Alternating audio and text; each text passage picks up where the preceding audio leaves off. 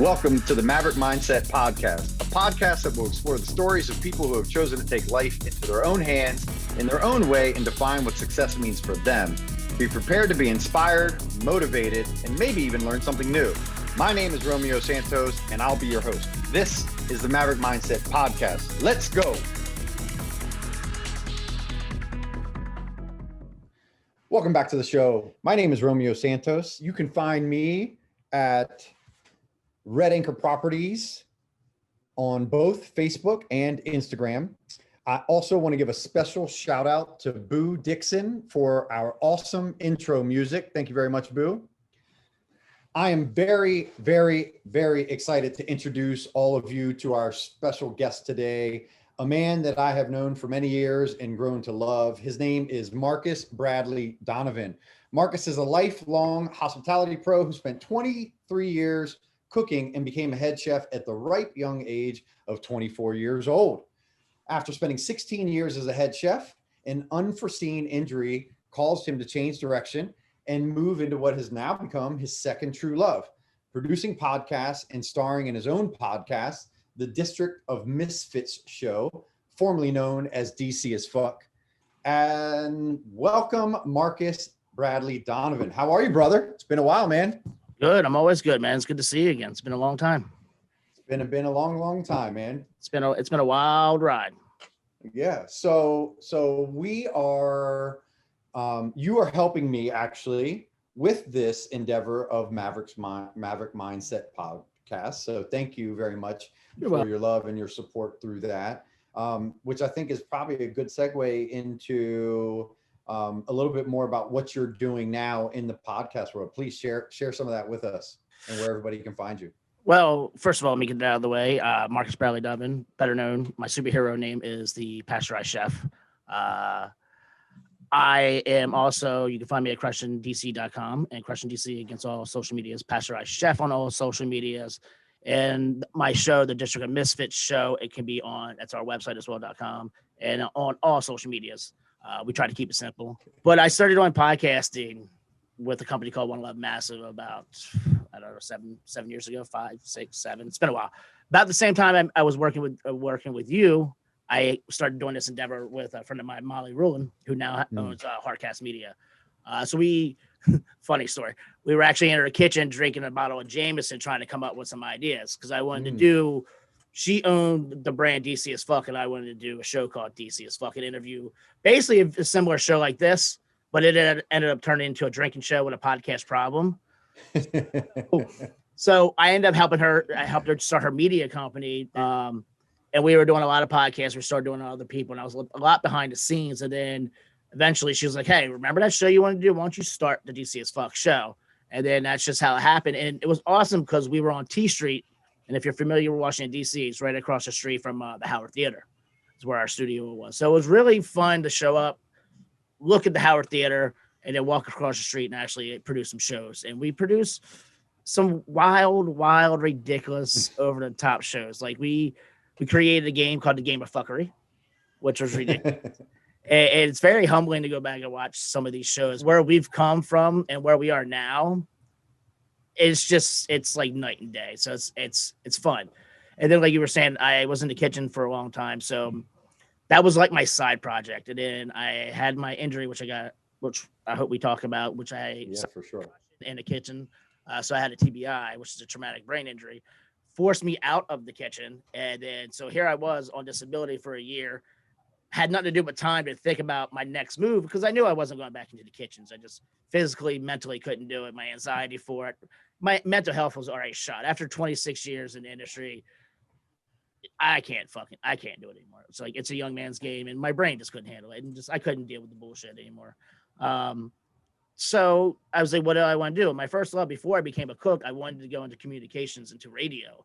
And I was even a house DJ and I wanted to go into that. But then like I needed a summer job.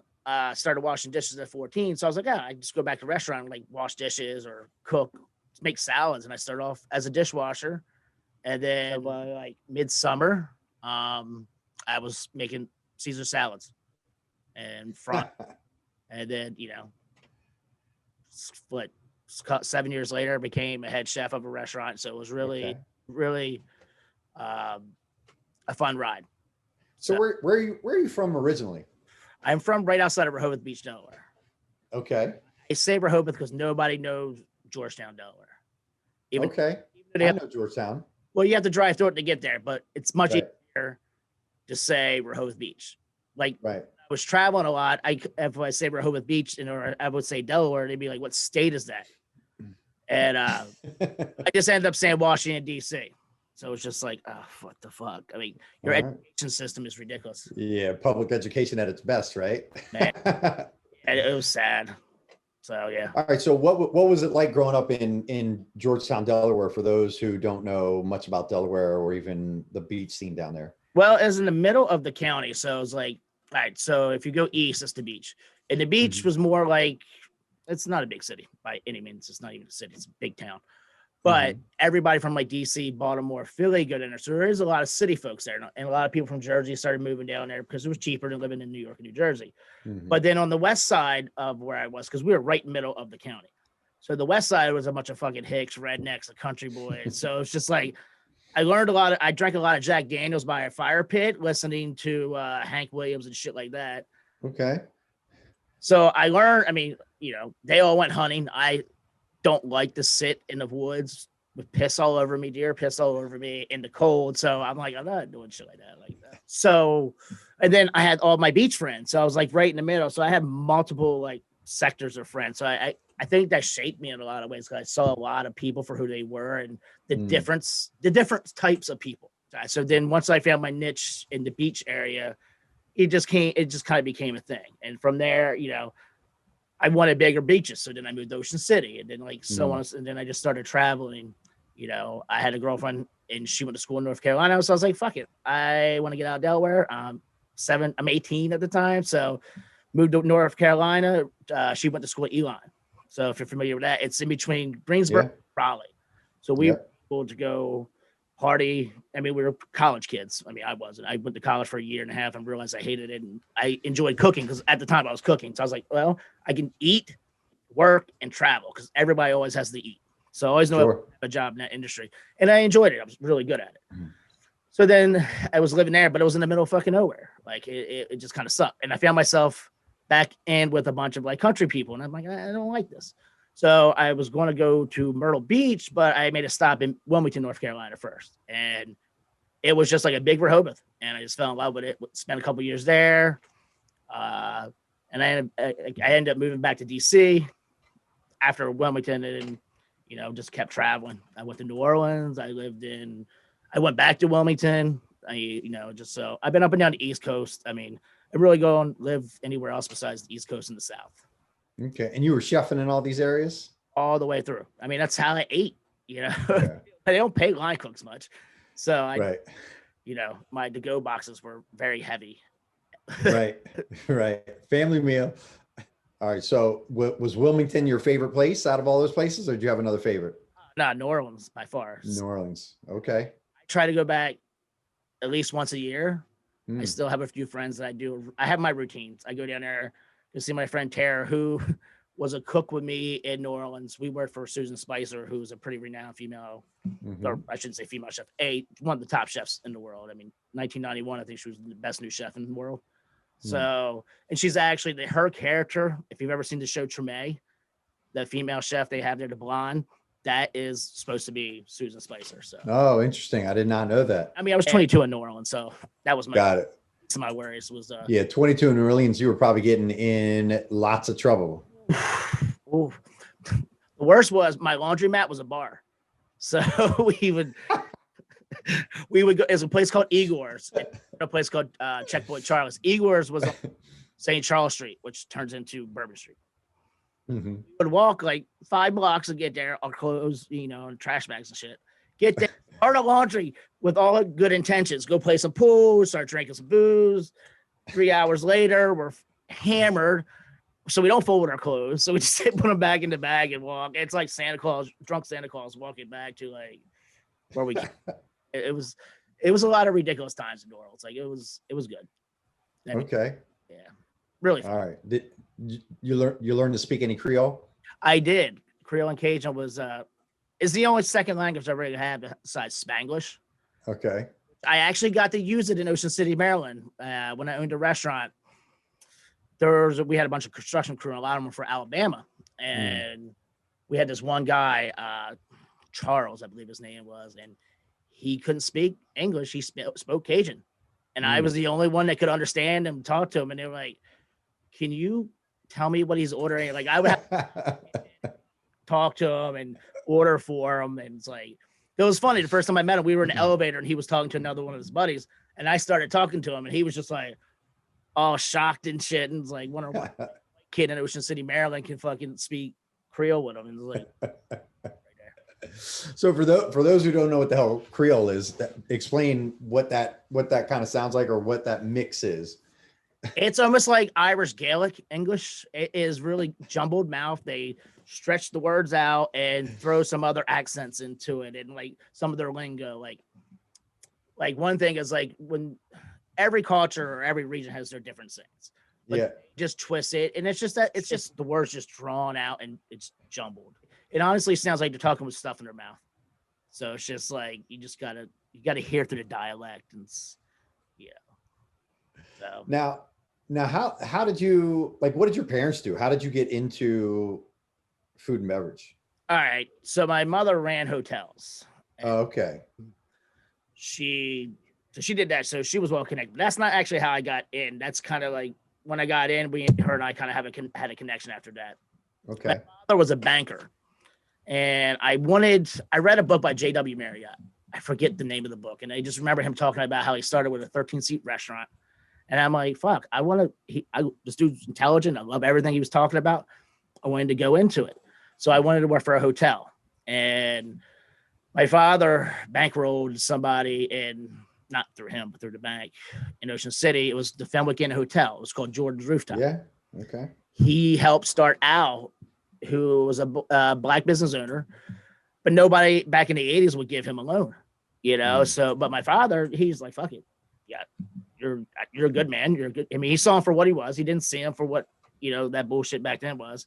And dealing with money, like me and my father talk about, like when my father was a banker, he never talked about it. But now that he's retired, he's kind of like letting loose a little bit. So he's like, oh yeah. He's talking about the regulations and what the bank people tell him to do.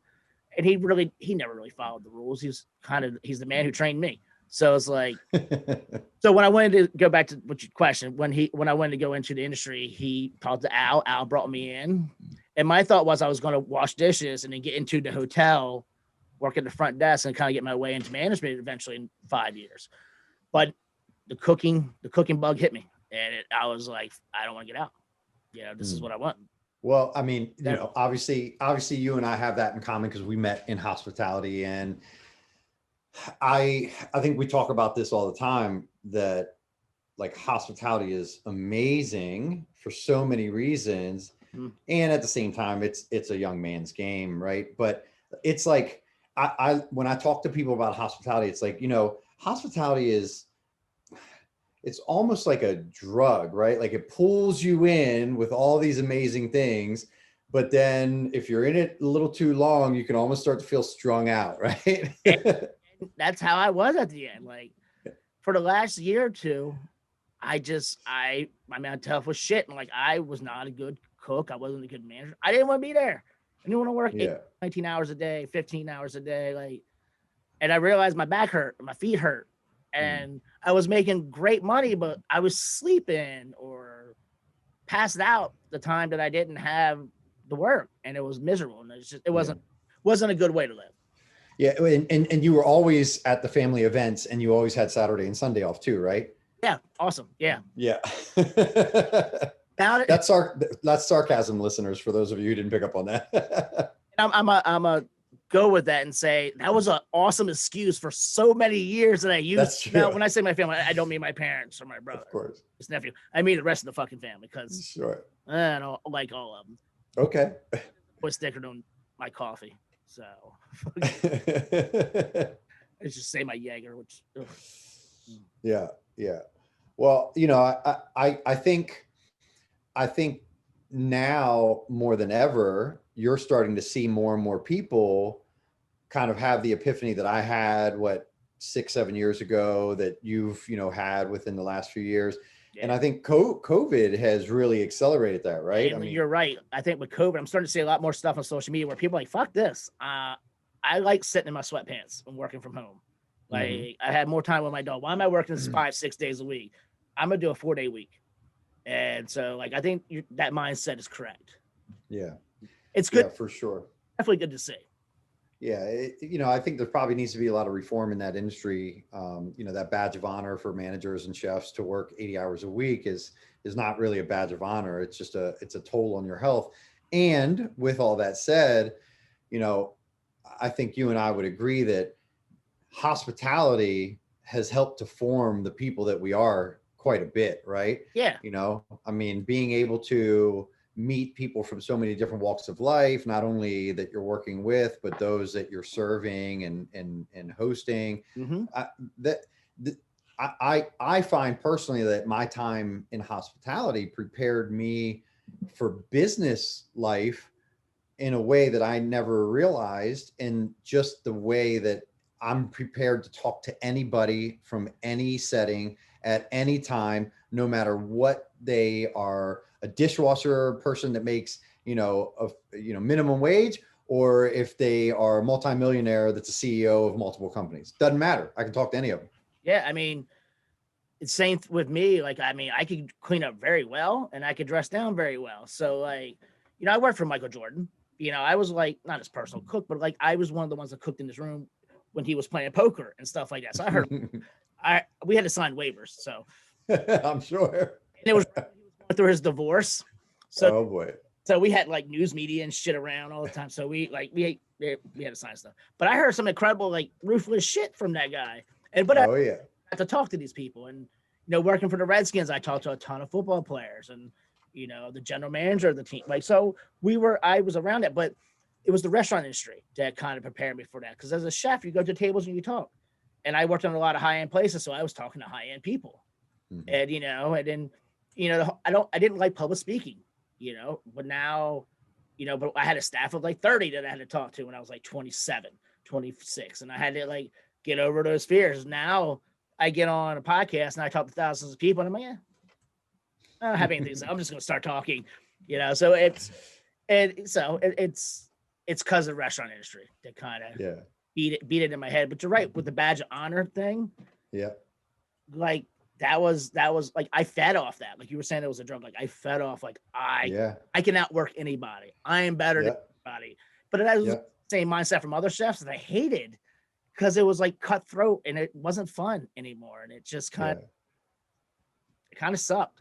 Like I remember when I saw you were like, I'm done. I'm burnt. I can't do this anymore. And I'm like, come on, Remy, you're awesome at your job. Don't leave us. Because I was selfish and didn't want you to leave. But two, I didn't think that could happen. Like I couldn't imagine. We had a great team. It was like we had a great team that was getting shot in the foot by the management that we were working for. So between you, me, Teddy, Maria, and we had a solid team. Unfortunately, the Lowe's company fucked us over. All right. That's my one. Yeah. So, well, I think the issue there was that we all had Maverick mindsets, right? Like we're a little bit different. We like to do things our own way. We know we have instincts on how things should be or could be done. And taking us and placing us into a corporate setting with amateur was a ticking time bomb waiting to happen. Yeah. That wasn't going to be good. That was not going to end well regardless. And it didn't end well. Yeah. Yeah. Teddy, who was one of my mentors, Teddy Folkman, I just saw it was soul crushing for him. I saw Maria, who's as stubborn as they come, not jumping off the ship. Right. It just got to the point where I was just like, once we got a new general manager at the hotel, I was just like, this is going to be even more corporate. I'm like, I'm just going to jump now. Like, I didn't want to get fired, honestly, because I knew I was going to get fired if I stayed, because I talked back to the guy. I didn't talk like fuck you, but I was just like, I'm not wearing a hat, dude. Like, I'm not around food. I'm expediting. I'm not doing shit around food. I'm not even touching food. I'm not wearing a hat. And yeah, so it was, I saw the writing on the wall and I'm like, I'm out, I just enjoy. I'm sure that had you in J Pal's office quite a bit. I was in her office fucking all the time. It was funny. Yeah, that was funny. Me and Maria were always in.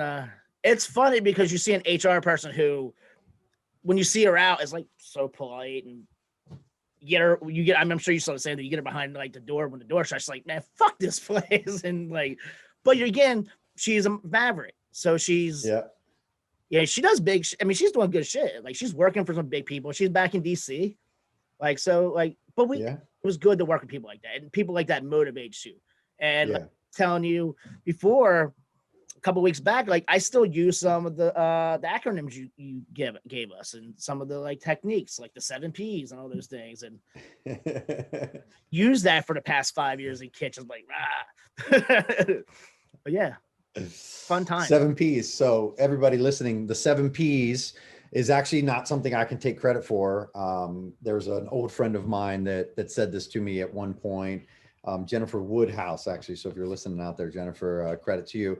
And the 7 Ps stand for proper prior planning prevents piss poor performance. And it just resonated, right? I was like, yes, that makes perfect sense. That makes perfect sense. But, it goes to all sorts of things, right? Failing to plan is planning to fail, right? Whatever it is, if you don't have some sort of a plan in place, while you can be a maverick and you can go out and do your own thing and be very entrepreneurial, there's got to be some sort of a plan, some sort of a system in place. So, you obviously found success in hospitality and you became a chef. Like, who were some of the people that were your models that you followed? In the restaurant industry? Yeah. Or just in life that helped to kind of form your work ethic, the person that you were. Well, my parents, first of all, because they put me, and my grandfather. My grandfather owned a recycling plant and a junkyard and a button factory, also a politician in Delaware, friends with Joe Biden. So I was into politics in the political world for a while. So okay. I now can one up a lot of people by saying I know a president. So yeah. But they put me to work since I was like 8, 9 years old, me and my brother. And then, we grew up in that industry and I didn't want to do it. So I got into the restaurant industry. And then as a young cook, I read Kitchen Confidential, Anthony Bourdain. I mean, I read it when it first came out. Then I eventually got to meet the guy, which it was here in DC, and I didn't have my sleeve, all my tattoos on my arm yet. I had a bunch of burns on my arm, and he's signing my book, and he looks at my arm, he grabs my arm, and he's like, "You a line cook?" I'm like, "Yeah." He's like, "Hold off," because there's a bunch of soccer moms and shit. And it was me and my buddy, and it was our day off. And afterwards, they had coffee there. We sat and talked for like 15 minutes, and then he went on his train, and I was like, that was fucking cool. I got to see that. Yeah. That kind of inspired me to do more, and then just work harder like that, Yeah. What an awesome dude. And I mean, going back to the drain that this business will have on you, right? I mean, what an incredible life that was, snuffed out too soon by his own doing. I mean, he had made it, right? Like in our eyes, like he had made it. He had a show. He was everywhere. I mean, he became a household name. I was devastated to the point where I was like, fuck, him? Anthony Bourdain? Yeah. So it was like you said, for me, it was a refresher about how fucked up this industry was. And when that happened, I was already in that mindset where like, I don't want to do this anymore. Yeah. And then a couple of months later, I had my injury. So I was like, bye, I'm out. How did you find yourself from what sounds like maybe a larger, yet a mom and pop in Delaware? You kind of travel around to all these different places, continue to work. And then you ended up coming back and working for some pretty cool places in DC, right? Tell us about some of those places. Well, when I had a restaurant in Ocean City, Maryland, and we could have kept going. What was the name of that again? The Skyline Bar and Grill. Okay. We had that for 2 seasons. The winter was brutal, and it was it was like 2012. So like time sucked.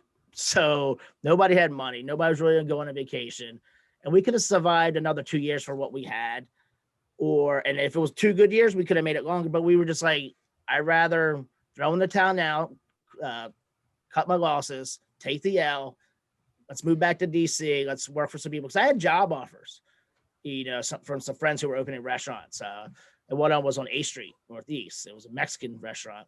So after I shut down the restaurant, I was like, I'm just going to do me right now. You know, I'm broke and I'm not rock bottom, but I'm pretty close because everything I had was in the restaurant. So, you know, I was kind of devastated a little bit. Like I never lost in the restaurant industry. I was always successful. And then I finally I got humbled. Like I thought I knew 90% of the business.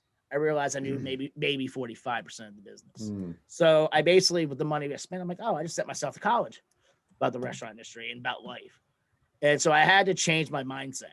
It was either like be this show off and hard ass and just, you know, I had to accept that I lost.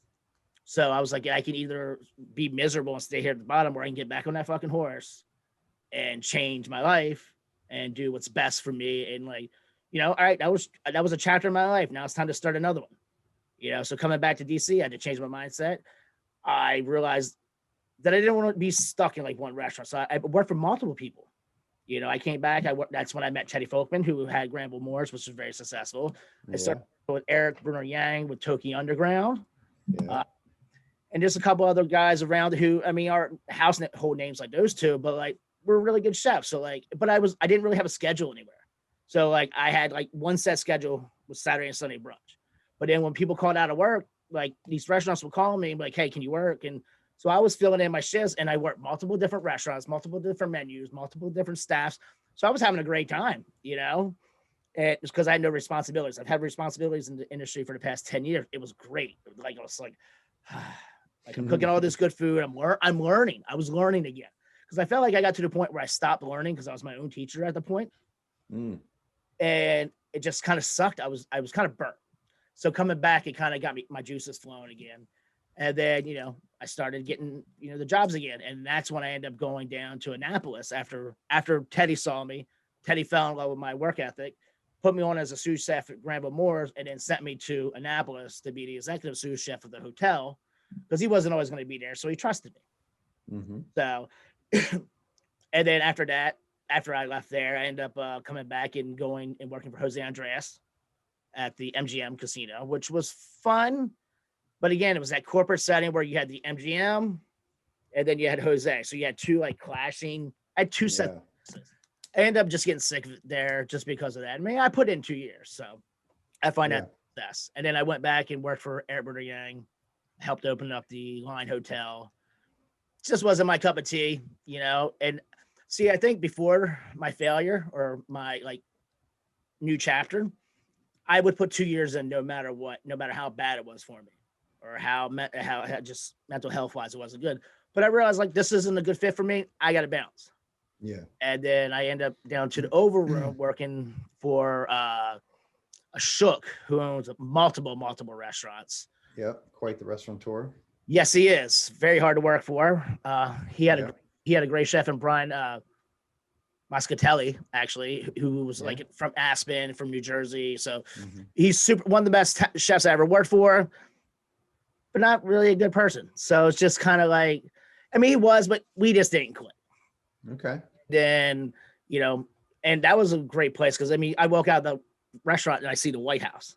Like, you know, I don't care how long I've lived here, but like when you see the White House, no matter who's in there, or you see the Capitol, or it's just still nostalgia. It's like, and it makes me realize how cool it is to live in this city because you see it. But yeah, and then at the Overroom is where I suffered my injury, and it's, you know, that was it. That's when I finished.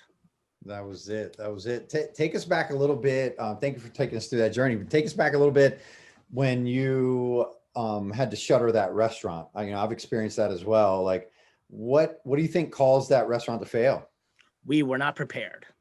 We were overwhelmed. At the time, before I was running 3 restaurants as the executive chef. I was their corporate chef, and in Rehoboth, it was Rehoboth, Lewis, and Milton. It's a place called Irish Eyes. You know, and when I came in there, they were like a frozen food kind of place. Everything was out of the freezer. I did things from scratch. I brought a baker, and so I changed their like whole culture for a little bit. I was there for like 5 years. Yeah, I was there for 5 years. Changed the culture, you know, got beforehand, like, and I could tell I was doing well because when I first started, my applications were garbage. By the end, I had culinary students coming by, other cooks in town. So I took that as I patted myself on the back, like I'm doing something. Yeah. And, you know, in Lewis, we were doing $30,000 days, you know, and it was just like, and then we had Rehoboth making another 9 to 10. And then we had Milton making 5 and 6. So it was like, all right, I can run a restaurant. It was one of those things like this, you know, I enjoyed my time here. My run is done. I'm going to leave. So the crash happened right at the same time that I was making these moves. So we opened up the restaurant in a bad time. I thought I knew more than I did. We took over an 11,000 square foot restaurant. Whoa. Exactly. I should have done a fucking 20-seat restaurant. But we had a banquet room, and it was a funny story. It was my first restaurant job. It was Jordan's Rooftop on top of it. And so I was like, oh shit, I'm buying my first restaurant that I worked in. And you know, it was just really difficult. We remodeled, we put like $250,000 in and pumped the place up, and just we were always behind the 8 ball, I felt like constantly. So we could just never get out, and we'd have a great week. And then this happened. And we had a bar manager steal like 10 grand from us. It was just like, and it was a personal friend of my business partners. So I didn't pay it no mind. And then like, we're looking through the numbers, like, what the fuck? Like, how is this happening? Because we weren't even looking in his direction. We were looking at each other. We were looking at everybody else. And then, so after that, it was just, you know, it was an uphill battle. And then, like I said, we could have kept going for another couple of years, but then we were just like, and it hurt. Because like I said, admitting failure sucks.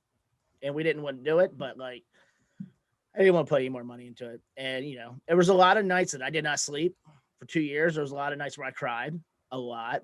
There was a lot of nights where I was sleeping on a bed on the floor because I had to sell shit to pay rent. And here people, I mean, I own a restaurant, but yet I'm eating fucking ramen noodles. So it was humbling. It hurt, but it had to be done. I had to rip the Band-Aid off. So what do you think you learned most out of that experience? I don't know everything, and you need a great team around you to be successful. Because before I thought I could do everything, and I didn't need anybody else. You know, I could train people. I could do this. I can do that. And then I realized, no, you can't. You can't. You don't know everything. You can't do everything. There's only 24 hours in a day. You need good people around you, people you trust. That's the only way you can move and be successful moving forward. That's a huge aha though, right? Like a lot of people don't get to that. Yeah. That was a huge aha. I mean, at 33, learning that, you know, because I thought it was hot shit opening a restaurant and thought I knew it, like I said, everything. But like, yeah, that was my aha moment. And that's when I realized I have $0 in my bank account. I'm going to move to DC, live in a construction site because that's the only place I could afford, and make something for myself. And so I had to start from the bottom, you know, scraping. Yeah. You know, I had 2 bags in my name. You know, sometimes it takes that getting knocked off the horse, right? I know there's been a couple times I've been kicked off, not even knocked off, kicked off my horse. You know, exactly. talking about, you know, what is it when they're jousting, right? With the sticks, like that's what it felt like, right? So right? Yeah. And I feel like as painful as those moments can be for us as humans, they can be the most powerful also. If you take them and point them in the direction of what can I learn from this?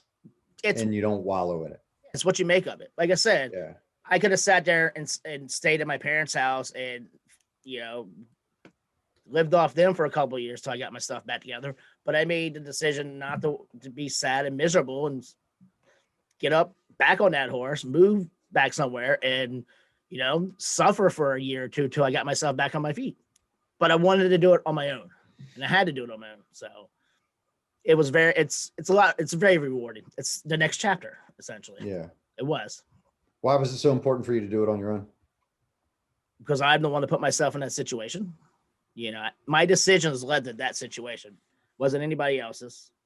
You know, and plus I didn't want to live in a small town. I wanted to get away from, I wanted to get away from the thoughts and my memories of that place. You know, like I just didn't want to be around that area. I was still like sensitive from that whole time frame. And I wanted to go as far as I can go but I didn't want to go too far. Like DC for me is close enough to my parents, but far enough where I don't have to think or hear about my failure. And that's how I looked at it at the time. Like now I'm fine with it. Like, I'm like, oh, that's where my restaurant was. I can certainly understand that. When I first kind of, one of my mentors, a gentleman named Mark Weiss. I know. Yeah. Mark Weiss. Yeah. Mark from the Lowe's, right? He saw something in me before I saw something in me. Right. Yeah. And he gave me a lot of opportunities, and he gave me enough rope to do what I needed to without completely hanging myself. Mm-hmm.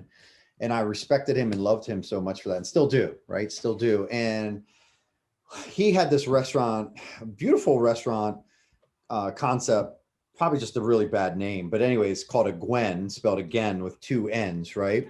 It's a Gaelic term. And if you look up the Gaelic term, it's like inside us, come with us. So it's all kind of like weird, right? But yeah, he's a New Zealand guy and New York guy, and just very smart guy. So I met him in Rockville. I was bartending at a place called Timpano Italian Chop House, right? And I was in the thick of just living my best, my best undisciplined, ridiculous nonsense life as a bartender at Timpano's, right? Up till 4 a.m. doing all sorts of nonsense with friends and sleeping until 10, and still being young enough that I would have to go out for a 3-mile run to sweat it all out so I could do it all over again the next day, right? And he finds me and he takes me into to his restaurant, ends up making me a GM over time, like a short period of time. That restaurant fails. That wasn't so painful. But then, we come back down to DC where he had his first restaurant. I end up taking over as a managing partner. Fast forward, that restaurant unfortunately closes as well. And Fabio Trabocchi takes it over for Casa Nona. Okay. And I'm telling you, it took me 2 years before I could go into the space. I get it. It took me 2 years before I could stomach it to go into the place, It's like seeing an ex-girlfriend.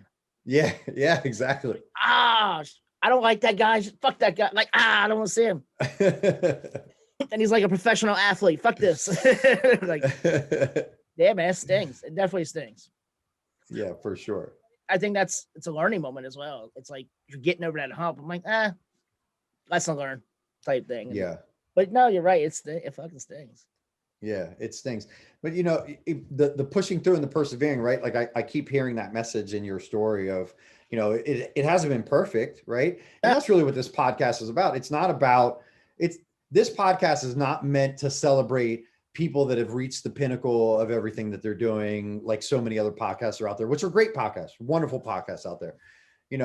For me, the idea of this podcast is exactly this type of conversation. Like, tell me about the things that kicked you in the face that you were able to rebound from and continue to push forward and find a way to be happy in yourself, which brings us to where you are now, right? So you finally are like, I've had it with restaurants, and then you have this injury that kind of like puts the stamp on it, like, yep, you're done, brother.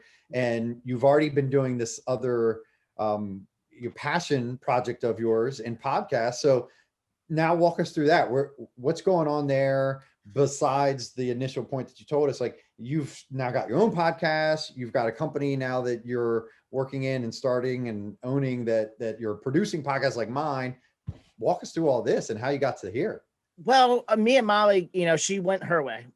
I mean, it wasn't my company, so she did her thing. She was going big. Yeah. And I loved it. I loved the direction she was going in. So like when I on my break on disability, I was watching her journey, and we were doing the podcast prior, and I was just a shit show. Like, we didn't realize how bad my brain injury was.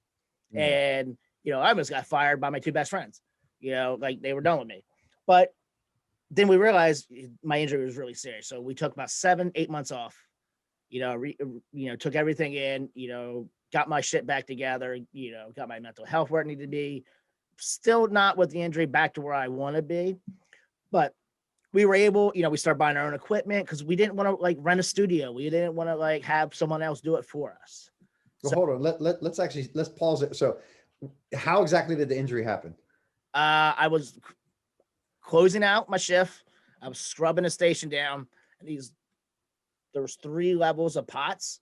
Now, in the old room, we had these like cast iron pots. So they were small. I got hit by like the little saucepans, but they're like 5 pounds each. So I had 3 of them hit me. I had 2 hit me right here, and then like 1 hit me like on the neck and the back of my head. So you know, my teeth locked up. I got this instant headache. I got angry. I didn't black out. So I was like, you know, I just got hit in the head. And go back to what we were saying about like pushing through and, you know, it's like I can do anything. I was like, you know what? Let me fill out a workers' comp. Not even a workers' comp. Let me just fill out an injury report just in case. And then, you know, I was like, I'm fine. And my friend Val, who actually is part of the Misfits Show and a producer, was like, she dealt with a lot of like injuries to the brain or like developing brains, like with little kids. And she started saying some of my symptoms. I'm like, no, I'm just hungover. I'm just this or I'm just that. I'm just tired. But then like I started getting sick, like throwing up and just like crazy migraines. And just like it got to the point where I was like, fuck it, I have to go to the hospital. And that's where I knew that was the end, because they were like, why? Come to work. Like, you're okay. Nothing's wrong with you. I'm like, my head hurts. Like, this is not right. So yeah, it ended up being, you know, they gave me like 4 days off, the hospital did, from work. And when I got back, they were just dicks about it. And I'm like, dude, here's the thing about brain injuries. It's an invisible injury. You can't see it. So therefore people don't think there's anything there.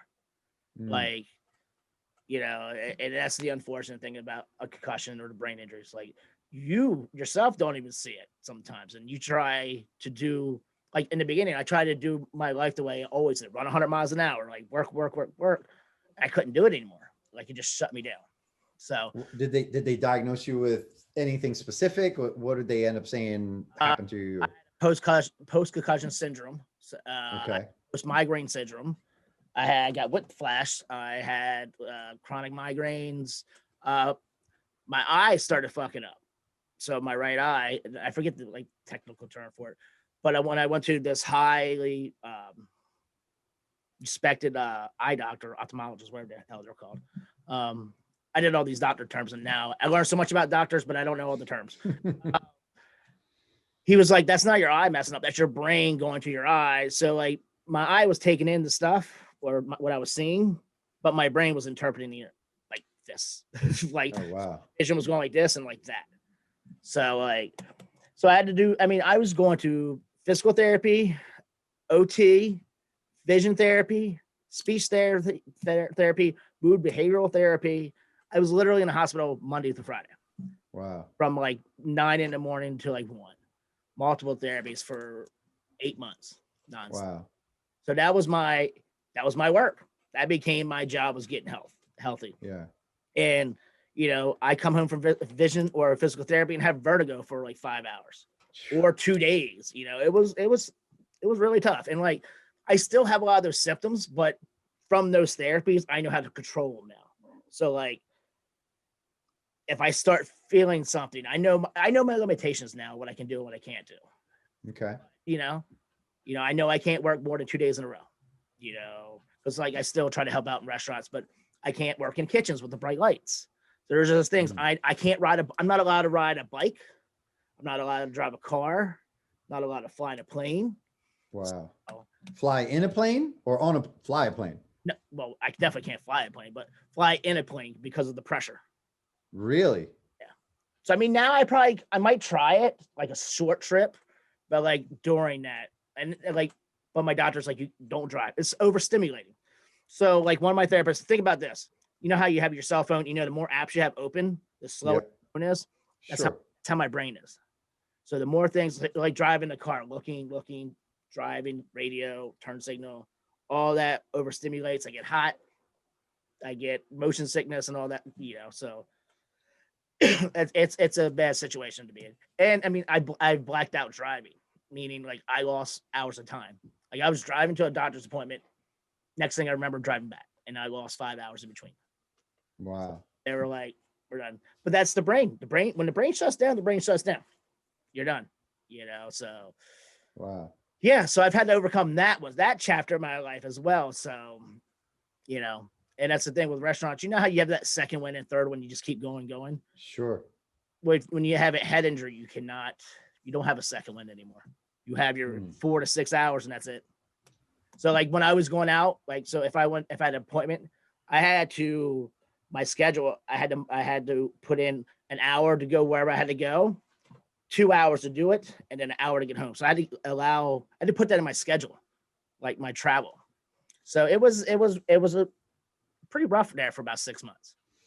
You know, that sounds pretty crazy. You know, I feel like now brain injuries are talked about more, but still it seems to me like not as much as they should be. Invisible injury. It's the invisible injury. Like people, like you can see a broken bone, you can see a broken hand, you can't see a broken head. You know. And I will say, one of my biggest things that actually helped me was at my 6-point month when it was another aha moment for me of how to take care of myself. I started going to therapy groups, and I started being like, I don't want to say like the lead, but I was the farthest in the group of like injuries. So to be able to tell people my experience about how it gets better, and you know, this is the techniques that I use, because honestly, being a chef and using my prep list and my dry erase boards helped me with everyday stuff. Because like I always had a notepad at me when I was a chef, and write all my recipes in. I had to write down my memories. Why am I going upstairs? What am I cooking today? What do I? Oh, wow. So yeah, like I still have to do those things, you know, but now I'm 2 years in, and I've talked to people who like 9 years later still have concussion issues, you know, so I'm hoping, you know, I feel like I'm going to live with somewhat of this for the rest of my life. Yeah. It's about me managing it now, you know, and that's part of like when the restaurant shut down in Ocean City, what was I going to do? You know, so you have to change with, you know, I hate to say the new normal, but that was the phrase we used before the quarantine and like our therapies. This is your new normal. You're no longer the chef who can work 50 hours a week. You're Marcus who needs to take care of his mental health and health. So, but once, like I said, I had a whole year and a half to think about my next move. So. All right. Wow. Thanks for sharing all that with us. Yeah. That sounds scary. I mean, who would think that, you know, granted, I'm sure 5 pounds, you get hit in the head with 5 pounds, but who would think a few pots falling off would do this? I'm sure you didn't. And yeah, I didn't. It ended up being 20 pounds, and it just, you know, it just sucks. It sucked, you know, but it made me stop and realize I wasn't happy with where I was going. So I had to start a new chapter, you know? So then, you know, answer your original question. That's when I decided to form back up with Crush and Boo and Valerie Torres and take that District of Misfits to the DC as Fuck show that we created that people love. And we had thousands of followers, you know, and listeners. So it was like, how can I make this into my new passion project, into my new love? And how can I do things? Like, I like being in front of a camera. I like talking. So I'm like, I'm a big fan of like, if you want to create a platform, or if you want to be heard, you have to create your own platform. So I was like, fuck, let's just create a platform. Go to social media. Let's buy some stuff. You know, I knew I was getting a settlement. So I'm like, I can build a studio. I can buy all this equipment and we can do our own thing because we're already doing it. You know, Boo's a musician. He makes music. He's in the public eye. You know, Val already does what she's doing. She's in the public eye. She knows a ton of people. Between my two business partners, they know everybody in the city, I feel like. So it's like, if we need a guest, one of them knows that person, you know? So I just sat back and kind of like, that goes back to like knowing I couldn't do it all by myself. Yeah. So we all have our jobs, and it's, you know, so we started doing the Misfits, started doing the show again. And then over this summer, we built a brand new studio, we call it like our to-go studio because we were going to bars and restaurants. Okay. The premise of DC as Fuck show was getting drunk with your friends at a bar and just talk. Because like I was sitting there a couple years back, and you know how you had this great conversation, like, man, I wish I recorded it. So I was like, I'm going to start recording it. And that's what we started. Great idea. Love it. So we started doing it. And now we're like 2 to 3 years into a couple hundred episodes. Wow. Well, over 100 episodes. And like when I talk to people who like I don't expect who watch the show, they're like, you guys are funny as fuck. And it helps that we worked together for so long, and we're just talking shit to each other. So our are so like seamless. It's like really, we fuck up during the show. Like we mess up this, we mess it up, but we just laugh and just keep moving. Fun. So that just translated in us like wanting to do more things together. Okay. And after, we built the studio, like that was our main focus. And then my good friend again, Molly, who owned DC as Fuck, decided she's going to work off her laptop and move to Costa Rica. And she's like, I want to sell DC. Nice. Yeah. She's like, I want to sell DC as Fuck. And I wasn't even thinking about it. And then like Val was like, should we ask Molly about it? I'm like, I don't know if I really want to do all that. And then we, as a partnership, we had to ask Boo. And he's like, fuck yeah, let's do it. I'm like, all right, I guess we're doing this thing. So we called her and was like, hey, we would like to talk to you. Because she wanted to give it to somebody local, somebody who would rep it right. Sure. So, we talked to her, we had a meeting, and, we were just like, listen, we've been there since the beginning. Who else can rock it better than us? And so, she made the decision to, give it. She gave it to her friends, essentially. I mean, okay. And give it to her. We had to pay for it. But right. And Boo already owned Crushing Apparel. So we were like, right, we're starting this company. What are we going to name it? So we kind of wanted to get away from the DC as Fuck. We took the DC and we took the Crushing and then made Crushing DC, which is, PG.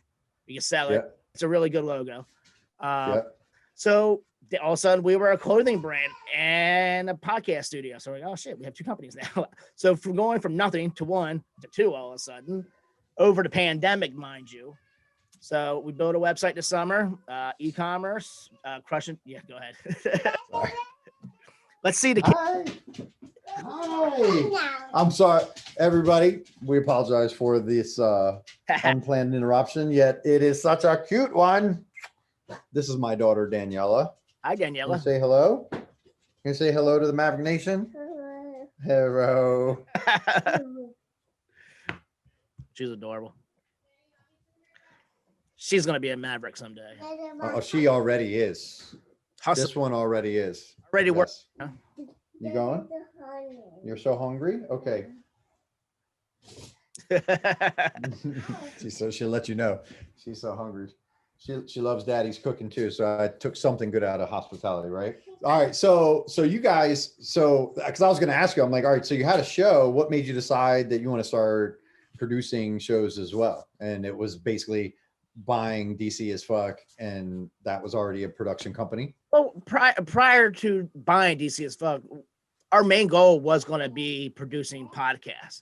And Boo would do his spinoff, Val would do a spinoff, I would do a spinoff. And then we built the studio. I mean, my roommate who does construction and whatnot built the studio with Boo's help. And then me and Val did a lot of the interior things. So I learned a lot of more things that I really wanted to learn this summer. Okay. And studio wise, so we the summer came, we were in talks with DC as Fuck. We already planned on building the studio. I got some money in from the settlement. And I was like, fuck it. I'm going to grab the two people I trust most. I also grabbed my former business partner in the restaurant, Bill Mulholland. And these are the four people that I know if shit goes down, they'll still be there at the end of the day. And so we created two businesses and, they go hand in hand. We're our own marketing team. Like if we want to promote a clothing line, we have podcasts, we can make commercials, we have multiple streams on social media. So it's like, I sent you my information. I got like 8 different social medias, or not really 8, so like 4, but like, it's building that platform for yourself, and eventually, I want to do bigger things. I mean, this isn't the only thing. Like this is the next step to the next step. What's the next step? Obviously I want the clothing company to just like sell itself. Like we have the website, CrushingDC.com. And what are you guys making? What are we making? We're making t-shirts, coats, hats, like anything apparel. Okay. Like fucking all types of new stuff. Like we're constantly coming up with new designs. Like we just came up with a new design, Jolly as Fuck, for Christmas. Jolly as Fuck. Okay. We've also I missed that somehow for a second until you said Christmas. come out with DCAF, with the Black Pride hand. Like we've come up. Okay. We're going to constantly come up with that. We're connected with a printer in Baltimore called Hive Synthetic. He just moved to a new shop. So we're like, We're integrating him into our website. So we're helping each other grow. We're helping him. He's helping us, and on our website, we're focusing on other local brands. So right now we have DC as Fuck. We have CrushingDC, the District of Misfits, and Upset the Setup. But we want to bring in more local brands. Like we want to bring in restaurant t-shirts from local restaurants so we can help. We want to give our friends and family and people we don't know a platform to sell their things. And a community, it sounds like. Yeah. I mean, because if we all support each other and uplift each other, we all make it. It's not about just me or you. It's about all of us making it together. Like you came to me a couple years ago. I wasn't ready. You came to me recently. I'm like, I got you. I want to support this. I want to see, either way it was with me or someone else, I want to see you do this. But that's just how we were. And, on our website, we have what's called Crushing Radio, which, eventually we're going to put all our friends' music in all our podcasts. Then we have our YouTube channel, the District of Misfits channel right now. And we're putting all the podcasts that we work with and other people's podcasts. So we're just trying to support everybody and just elevate. It's all about elevating yourself and everybody else around you. And so, the next step is, I want CrushingDC to be a multi-million-dollar company. I want my media company to be bought by CBS, so it's like, keep pushing and keep moving and bringing. I mean, I can't wait for the world to open back up so we can actually do more things for people and promote more restaurants and bars, local clothing shops, and anybody around us who, if they're local, doing good things. I love that. I love that. You know what I love about this meeting of this being recorded is that in 5 years, we're going to be able to go back and find out whether or not some of those things have come true, like CBS buying your production company. But yeah, it'd be nice in 5 years. And that's kind of what I think too. Like, man, remember when we were in a shed? I mean, it's a nice shed, but CBS is buying us. It's a big dude, and it's just stuff like that. Like it's the whole, remember Bill Gates started in the garage type shit, so it's like, it is what you make it and it's how hard you work. And I'm in the studio shit most of the day and most of the night. Like I go to bed at 3, 4, 5 o'clock pretty much every night. Not because I'm fucking off, it's because we're doing shit. And then the next thing I woke up, I'm like, God, I gotta go to bed. Oh, I gotta wake up in a few hours. So it's just like, but it's I'm not stressed. Like I want to do this. Like it's fun. Like for me, this is fun. Like I get to produce things that I wanted to produce a long time ago. Like before I went into the restaurant industry, this is the shit I wanted to do. And now I'm doing it. So for me, it's almost like full circle. It's awesome. Right. Where they say, find something that you love to do and you'll never work a day in your life. Yep. And that's what it is. My only stress is because I want to sell more things. I want to produce more things, and like a friend of mine bought something and I can see when people buy something, I can see it. So I saw a friend bought stuff and I'm like, oh, thank you so much for buying this hoodie. She's like, no, you guys make me laugh and smile. I want to support you guys. And that goes from her watching the show. And then, so it's like I said, it all works together. I'm like, oh, thank you. It means a lot. So that's awesome. It's good when, people say that to us. And it's humbling at the same time with the show, I say. Because like before we closed down, like we would be out at a bar, so and somebody like, oh, Val, you're that person on the show.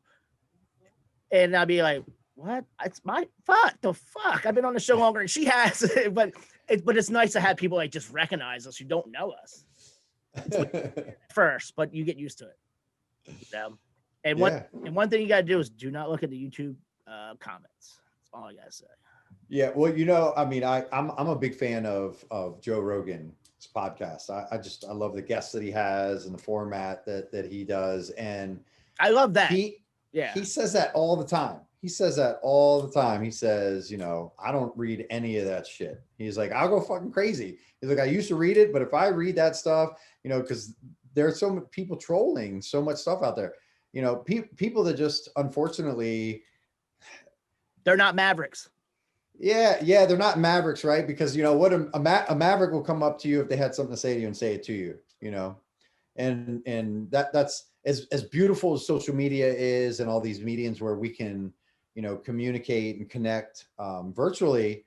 It's also, I think, started to create another subsection of community of people that are a lot bolder through that median than they ever would be in person. Oh, it's the keyboard warriors.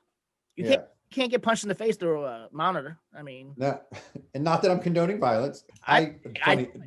The funny story. I posted a video recently. I've been feeling a bit more spiritual lately. So I've been posting videos like of things that I'm ingesting that I'm then trying to put back out into the universe. And so I've been doing videos on my personal social media, and one of my friends reshared it, and it was one night, like 11:30 at night. And I was very proud of myself because I think that Sarah and I had dinner and we had some wine. I might've had some whiskey afterwards. And I read this comment, you would have been proud of me.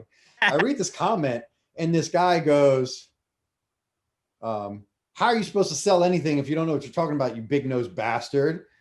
That's what I read. And I was just like, I'm not selling anything. Like, that's what I focused on. I didn't even care they call me a big nosed bastard, but I'm like, I'm not trying to sell anything here. So I responded to him. You would have been so proud of me. Hey man, God bless you. I wish you and your family a very happy holiday season. that hurts them more than anything. I'm telling you, like dude, I'm proud of you. Good job. No, he just sat back and was like, man, what the fuck? Yeah. Oh, he wanted to fight for sure. And I don't even know who the person is, but I was like, this is unusual. Yeah. And I've been doing a lot more videos, so I'm sure that stuff is starting to come. So it's a good that I'm doing it at this age and not my 30s, because I was a hot rod back then, boy.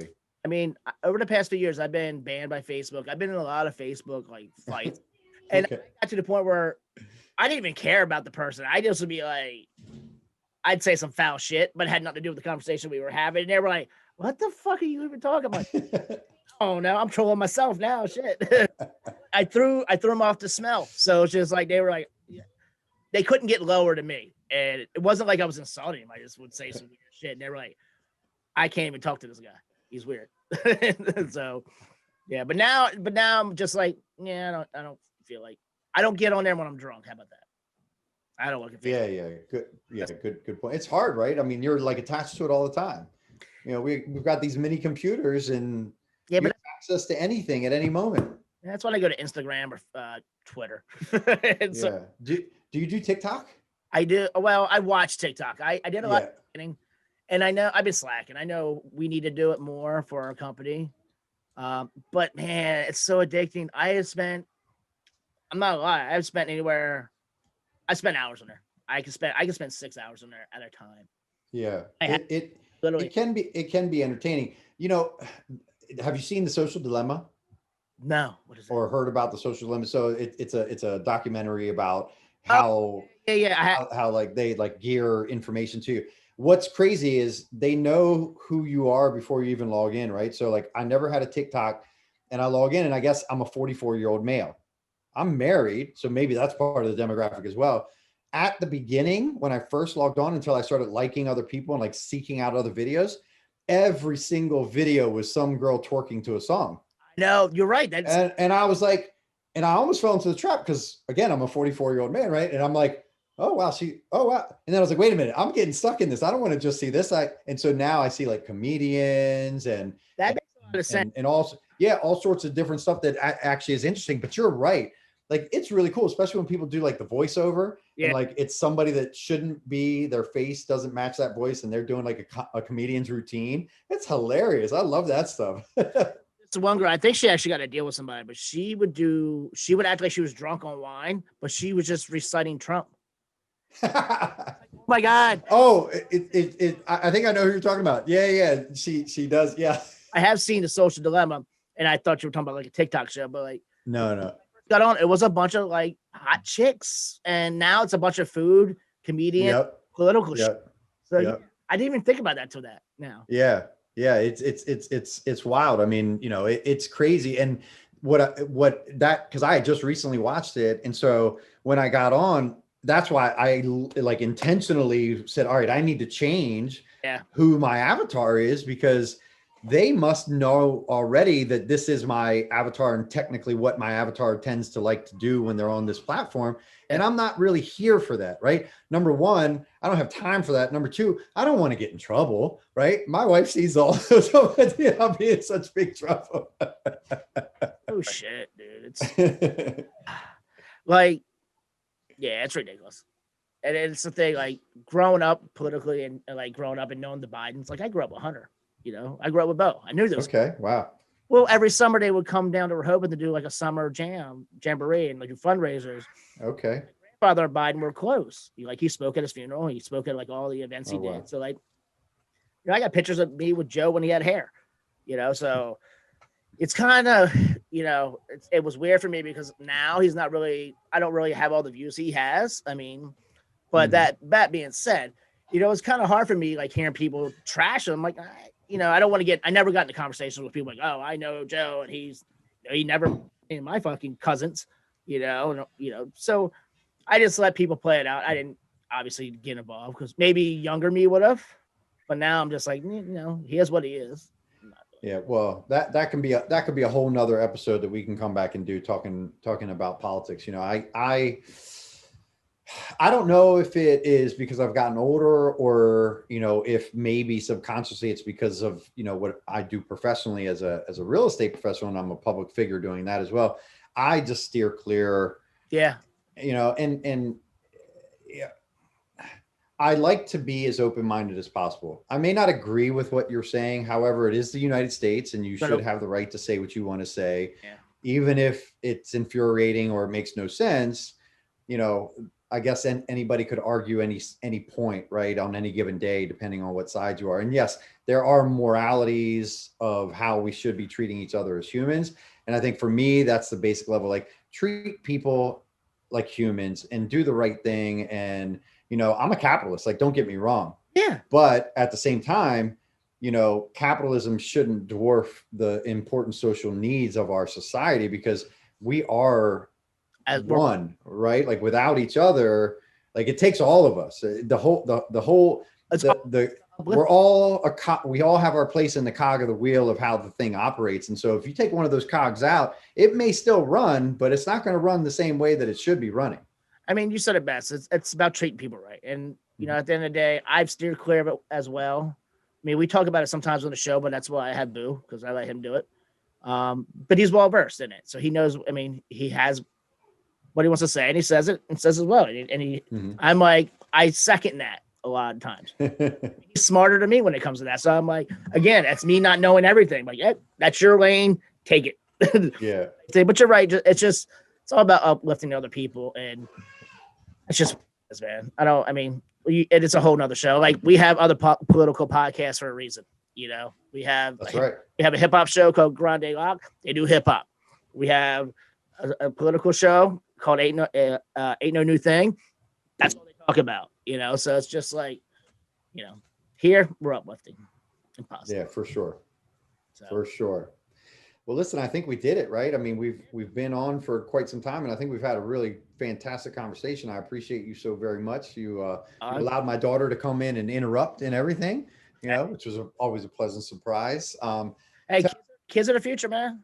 Kids are the future. You got to teach them. Absolutely. I will say osmosis. Yes. You asked me earlier about like who my guiding light was. It was my parents because at a young age, they taught me right. Like they taught me right. They didn't kind of like, they let me learn on my own, but at the same time, just be like, their golden rules, treat people fucking right. Don't be a dick. Just don't be a dick. Work hard and don't be a dick. Work hard, don't be a dick. I love it. So yeah. Be a bumper sticker. Yeah, it should be actually. You know what? We'll make one. Speaking of bumper stickers, have you started listening to Matthew McConaughey's new book, Green Lights? See, I don't want to. I know you. Oh man. Good things about it, but I'm not a fan of him right now. I'm just sit back. All right. Let the inauguration go through, and then maybe. Look, if you can put all the other stuff aside, you'll love it. Yeah, it's very good. It's in the line of what we're doing here, right? He found his way on his own way and got there, right? So that was good though. Fantastic path. His story is very cool. It's a really cool story. You're right. Does he tell it in the book? Oh yes, he tells the story and not boastfully in any way, shape, or form. Very humbly. It's a good book. Well, he's a very humble person. So I'll take back what I said though. Yeah, and he's a very good storyteller. Very, very good storyteller. Yeah. That line that made him famous, an accident. It wasn't. Oh, he talks about that specifically, like how that was an ad lib. Yeah, exactly. That's what I meant. Yeah, it wasn't in the script. Nope. almost nothing that he did was in the script in that movie. Yeah, they did say they just let him show up. Yeah. Go. Yeah. Well, I mean, I guess that's what we're doing. We're just kind of winging. We're just going. That's right. Yeah. That's right. That's the best thing about these podcasts. Anybody can start one and get on and talk, and the public will tell us whether or not. And even if they don't, if you enjoy doing it, you can still do it. I mean, what's the best podcast you like? The ones that are just kind of free lived, and just kind of. If you were to look at my podcast app, you would see, just entertaining podcasts like Slow Burn is super cool. Good, yeah. Yeah, I love the one about Biggie. Like that was awesome. Heard that one. So Slow Burn was really good. That was season 2 was Biggie. And then actually it might've been season 1. I apologize. I do enjoy Joe Rogan. I think he has great guests on there, and it's long. And so I don't know. I enjoy that. Long. So yeah, but I watch his in parts. I don't watch a whole lot of podcasts. I just listen to them because I'm always doing something, at the gym, in the car, wherever I might be going. Mm-hmm. And then I have all sorts of podcasts like, how to apartment syndicate, because I'm obviously, in real estate. So anything real estate related. Bigger Pockets podcast is another great one that talks about, real estate investing and just investing in general. They have Bigger Money is another spinoff there. Tony Robbins podcast, I really like his as well. So I'm kind of all over, but a lot of the stuff that I ingest, like I try to treat my vehicle like a mobile college, right? Like I'm just constantly pouring. I rarely listen to music anymore unless I'm lifting. If I'm lifting, I do need some music so I can stay a little bit more hype. Yeah. But for the most part, I'm not listening. Or if I just am in one of those moods where I get in the car and I just need to kind of jam out, then I'll get in. I feel you. Yeah. Yeah. I mean, that's how I live pretty much all through my day. If I am not concentrating on something that I need to, I'll throw on a podcast and just listen to it. Or I watch a lot of YouTube, so there's a lot of podcasts there. So I'll listen to them there. And sometimes I listen to them falling asleep, listen to them while we're doing shit in the studio. It's background noise, but sometimes I'm like, that's some funny shit, but it's a good way for me to like relax, because I don't watch TV all the time. I don't like watching dumb TV. I'd rather listen to something and learn. Yeah. That's just kind of my thing. And a lot of the podcasts I listen to, that's kind of what I get from them. Good stuff. So remind everybody where they can find you, Marcus. You can find me at the Pasteurized Chef on all social medias, CrushingDC.com and CrushingDC on all social medias. And also the District of Misfits Show .com and on all social medias.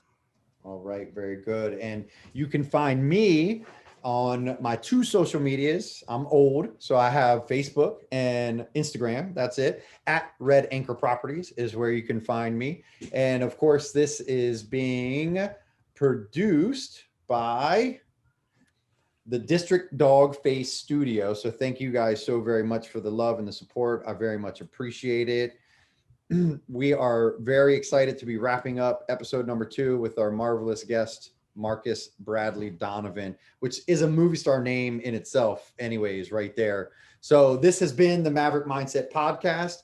Thank you for listening. Be sure to catch us on social media. Hit subscribe below if you want to continue to hear more of this amazing show. I'm Romeo Santos, your host.